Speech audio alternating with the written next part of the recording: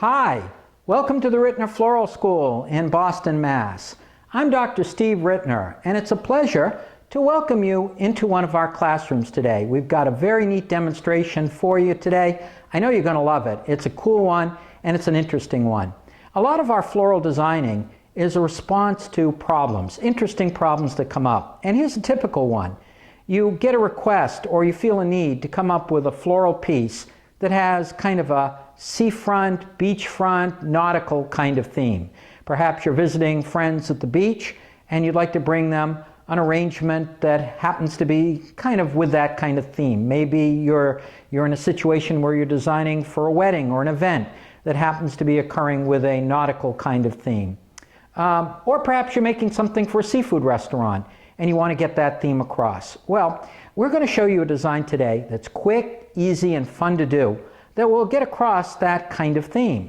To start with, of course, we have our container. And in any kind of floral designing, floral art always starts with the container because the container really helps set the theme. And you'll notice that in this particular case, we definitely have the sea kind of theme because it almost feels like some sort of an interesting shell that's there, and it's got the blue and the white that happens to reflect that. This is one of a wide variety of containers that would work well for that. So let's start doing some interesting designing. And we're going to start with a little bit of our curly willow. And I'm going to take some curly willow and place it towards the back side of the design. This is going to be a one-sided piece. And I think you guys are really going to enjoy this.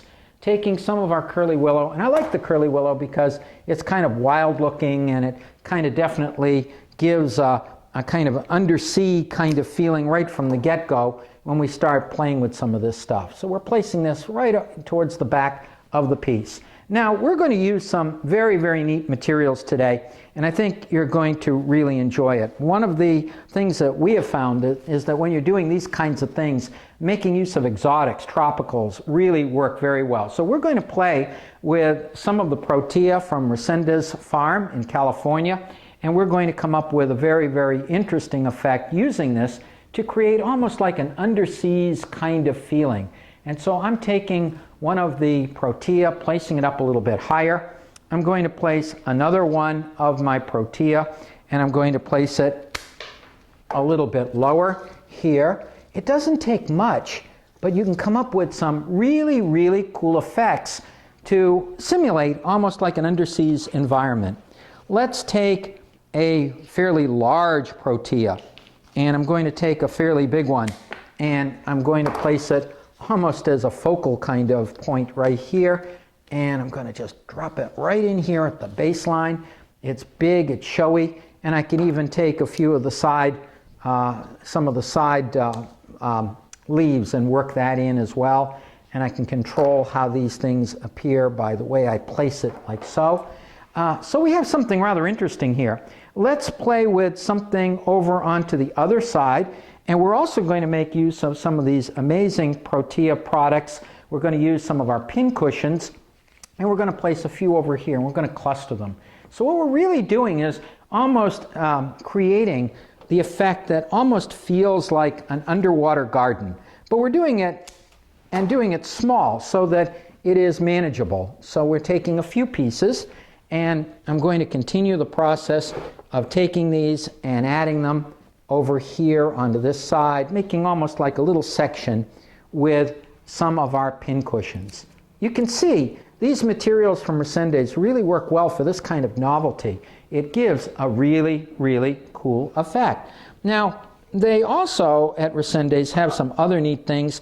They have some amazing buried products. This is silver brunia.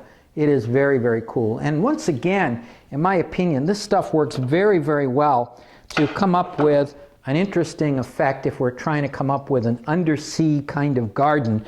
This certainly gives us that kind of feeling to it. So I'm going to take some of this stuff and work it right over here. And it feels like it's just growing from the bottom of the ocean. It is really, really neat. And we want to create another effect in terms of almost like the effect of fish that happen to be going through. And to do that, we have a very interesting novelty here. This is dragon fruit.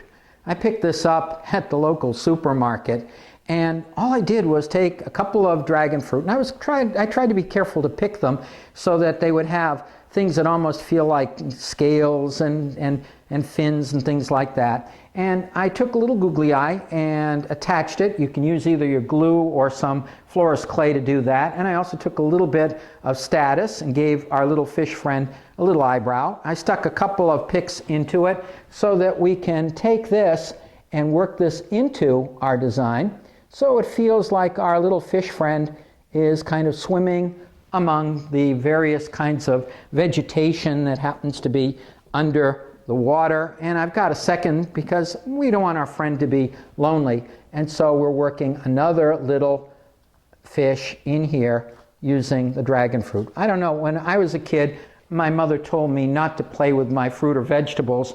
I guess it's fortunate that I didn't listen to her and that I decided that it was still fun to play with fruit and veggies. Now, at this point, we can do a few other things to finish the thing off. It's fairly easy. We can take some of our foliage, we can take some of our mosses.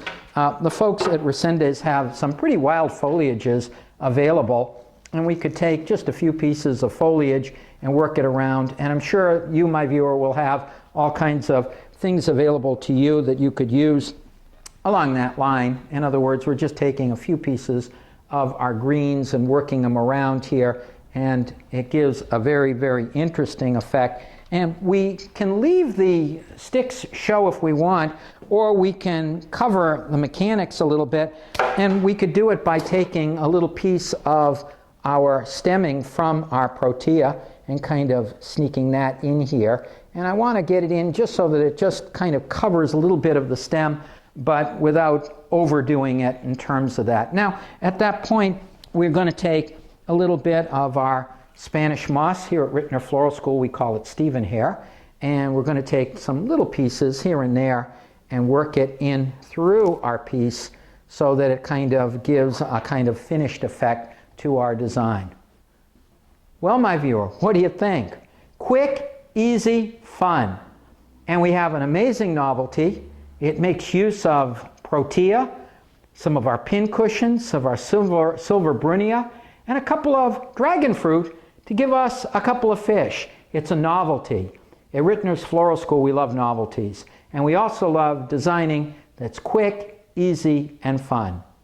I thank you, my viewer, for coming in and watching us this video today. On behalf of all of us here at Rittners Floral School, I'm Dr. Steve Rittner. Thank you for watching it, and watch for more in our continuing series of videos.